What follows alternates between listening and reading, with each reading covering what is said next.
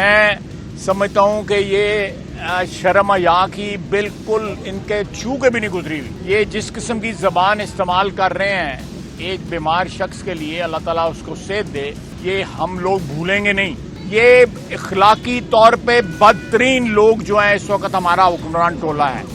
اس کے باوجود کہ انہیں 16 اکتوبر کو خط لکھ کر آگاہ کیا گیا تھا کہ ان کی میڈیکل کنڈیشن میڈیکل کیئر کی ریکوائرمنٹ رکھتی ہے، ان کو فوری طور پہ طبی سہولیات دینی چاہیے جس سے ان کی صحت کو محفوظ کیا جا سکے، اس پہ غفلت برتی گئی اور وہ تمام میڈیکل کیئر جو ان کو کوٹ لکھپت جیل میں دی گئی تھی وہ وڈرا کر لی گئی. اس کے لیے اس حکومت کو براہ راست ذمہ دار قرار دیتے ہیں اور 27 اکتوبر کو یوم کشمیر پہ بھرپور مسلم لیگ نون کے شمولیت کا فیصلہ کیا گیا.